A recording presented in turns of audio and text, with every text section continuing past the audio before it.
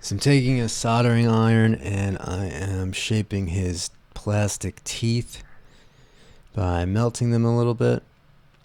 You could see this big jaw that I made him is attached with a toothpick right now. Hopefully I'll find a piece of metal that's the same size that'll be able to stick in there. Somebody commented, I think it was the Werewolf's Den. Yeah, you should make it look like the werewolves from the Howling 1981 movie. And I agree. I always thought werewolves that walked on all fours were too much like regular wolves, and the classic Lon Chaney one was a little too much like a person. To me, the Howling had the ideal werewolf. Big pointy ears, big hands with long fingers and sharp claws. Just a terrifying wolf-human hybrid.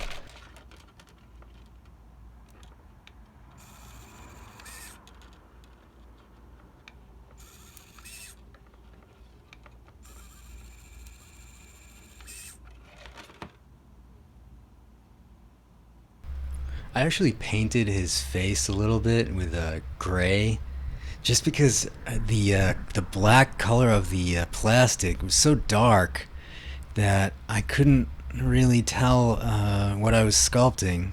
So this sort of helps me see the detail better. You know, so it's not going to be the final color. So now I'm just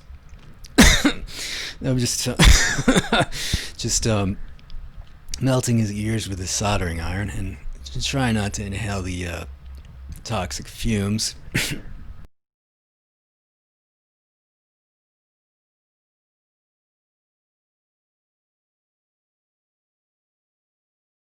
lot of times in sculpture, people like to talk about the silhouette of the form, and I can't think of a better way to visualize that than with a shadow. Silhouette is the overall shape, just not including any of the minor details. And I have to say, this is kind of a strange silhouette. It definitely still needs work.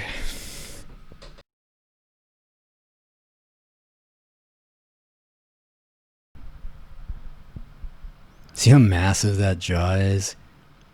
Watch, I'm going to take it off and you'll see how small his head is without it. So I'm going to make him a new thinner jaw that can fit inside his head rather than going on the outside of his head like I had it.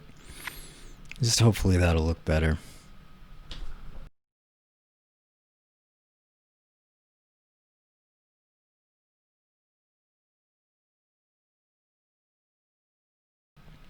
I'm drawing out the shape, the basic shape, right on the mat there with the 3D pen.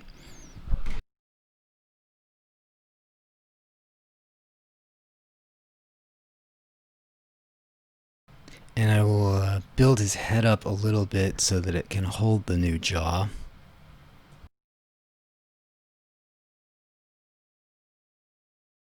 Now I gotta make some room for that jaw. Just take the rotary tool and dig out the center a little bit.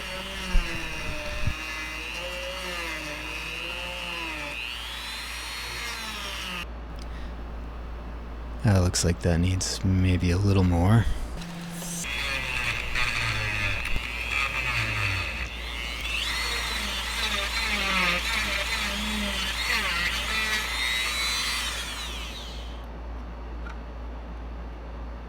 That's a little better. I still have to now smooth out the rough edges. Make for better rotation. It's getting better. I'm going to add a little plastic to it. Just make it the overall shape more symmetrical.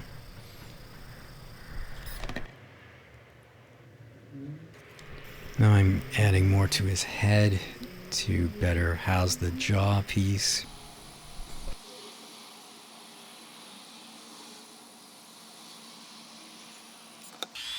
And now I'm digging the mouth hole a little bit more.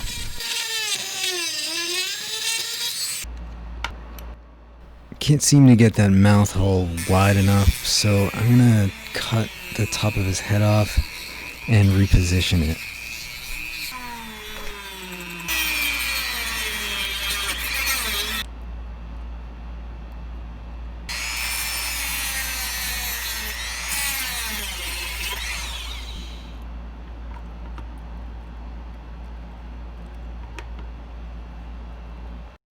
Okay, so now I can adjust his jaw and his head as much as I want, and I don't have to worry about the neck getting in the way.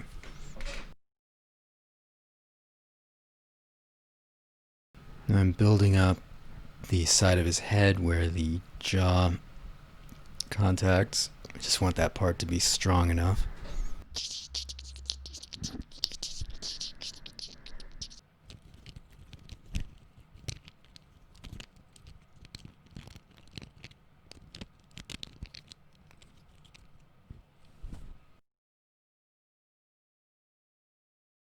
Hey look, I made it so snug that it stays in by itself. Nothing? I didn't say anything.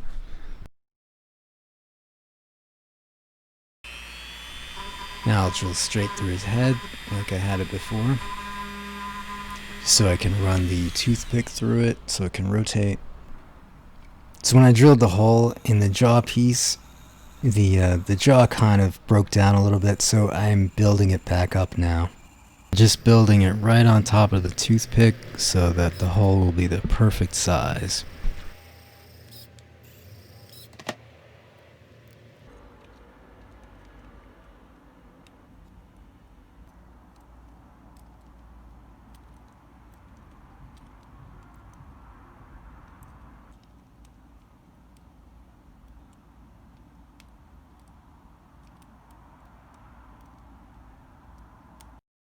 Now I'll do the same sort of thing with the top part of his head.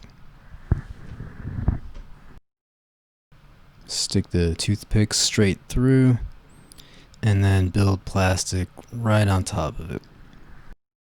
I'll be able to pull the toothpick out when I'm done, and the hole will be just the right size.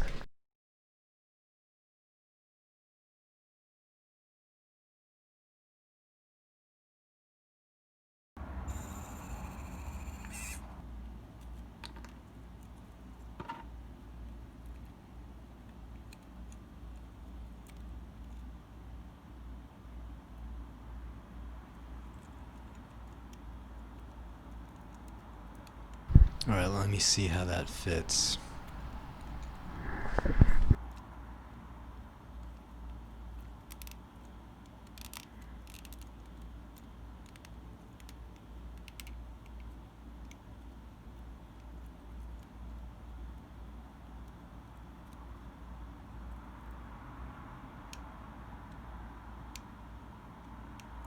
But I think I need to make it a little smoother.